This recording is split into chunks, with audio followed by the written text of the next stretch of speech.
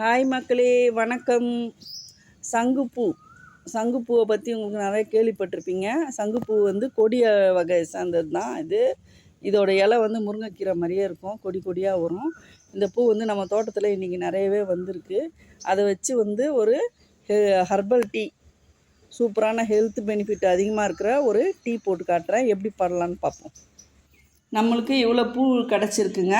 ஒரு 20-25 பூ கிடச்சிருக்கு. இப்போ இதில் வந்து ஒரு பூ வந்து அப்படியே முழுசாக போடக்கூடாது. பாருங்க, இது இருக்குது இல்லைங்களா, பச்சை கலரில் ஒரு காம்பு. இதை வந்து எடுத்துகிட்டு போடும்போது நம்மளுக்கு வந்து ஒரு பச்சை வாசனை வரும். அது இல்லாமல் நம்மளுக்கு டீ வந்து நல்லா டேஸ்ட்டாக இருக்கும். அந்த மாதிரி நிறைய பேர் வந்து அப்படியே போட்டு கொதிக்க வைக்கிறாங்க. அப்படி போடாமல் இந்த பூவோட இந்த பச்சை கலரில் இருக்கிறத வந்து எடுத்துருங்க. எடுத்துட்டு இந்த மாதிரி க்ளீன் பண்ணிக்கோங்க. இப்படி பண்ணிங்கன்னா வந்து நம்மளுக்கு நல்லாயிருக்கும். இப்போ எல்லாத்தையும் க்ளீன் பண்ணிடலாம். நான் எல்லாத்தையுமே வந்து நல்லாவே க்ளீன் பண்ணிட்டேங்க. இந்த இவ்வளோ காம்புக்கிட்ட வந்து கழிஞ்சிருக்கு. இந்த பூ வந்து நல்லா ஒரு 28 பூக்கிட்ட இருக்குதுங்க. எவ்வளோ பூ போடுறோமோ அவ்வளோ கலர்ஃபுல்லாக சூப்பராக இருக்கும். இப்போ இதை வந்து நல்லா க்ளீனாக கழுவிக்கலாம்.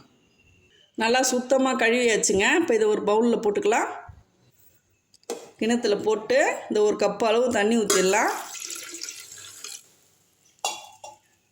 கேஸ் ஆன் பண்ணியாச்சு. இப்போ இதில் ஒரு துண்டு இஞ்சி வந்து நல்லா தட்டி சேர்த்துக்கோங்க. இஞ்சி போட்டாச்சு. அடுத்து ஒரு சிட்டிகை சீரகம், ஒரு 6-7 மிளகு, இதுவும் சேர்ந்து நல்லா கொதிக்கட்டும். நல்லா ஒரு 3 நிமிஷம் நல்லா கொதிக்க விடுங்க. நல்லா கொதித்த பிறகு சூப்பராக ஒரு கலர் வரும். இந்த கலர் பாருங்கள் என்ன கலரில் இருக்குது. இப்போ இதை வடிகட்டிடலாம்.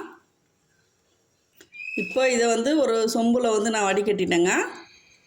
இப்போ இது வந்து 2 மாடலாக நான் செய்து காட்ட போகிறேன். இது பார்த்திங்கன்னா நெல்லிக்காய் பவுடருங்க. வீட்டிலே நெல்லிக்காய் பவுடர் எப்படி செய்யலான்னு சொல்லிட்டு ஒரு வீடியோ போட்டிருக்கேன். அதை போய் பாருங்கள். பார்க்காதவங்க நான் லிங்க்கு கொடுக்குறேன், அதில் போய் பாருங்கள். இப்போ இந்த நெல்லிக்காய் பவுடரை வந்து எப்படிலாம் பயன்படுத்தலாம்னு நான் உங்களுக்கு செய்து காட்டுறேன். ஒரு 1/2 டீஸ்பூன் அளவு நெல்லிக்காய் பவுடர் ஒரு கப்பில் போட்டுக்கலாம். இன்னொரு கப்பில் ஒரு கால் எலுமிச்சப்பழம் கொஞ்சமாக இருக்கிறதுனால நான் வந்து கால் எலுமிச்சப்பழம், கால் கூட கிடையாது, சின்னதாக ஒரு 10 சொட்டு வர மாதிரி கொஞ்சமாக வந்து லெமன் பிழிஞ்சிக்கலாம். பாருங்கள், ஒரு டீஸ்பூன் அளவு வருது சாறு, அவ்வளோதான்.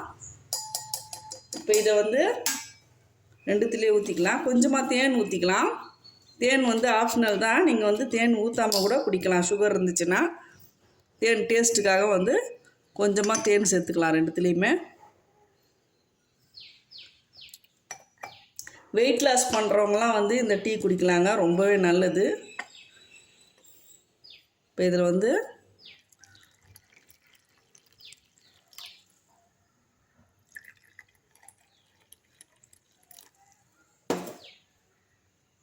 இதில் தேன் சேர்க்காமலே வந்து குடிக்கலாங்க.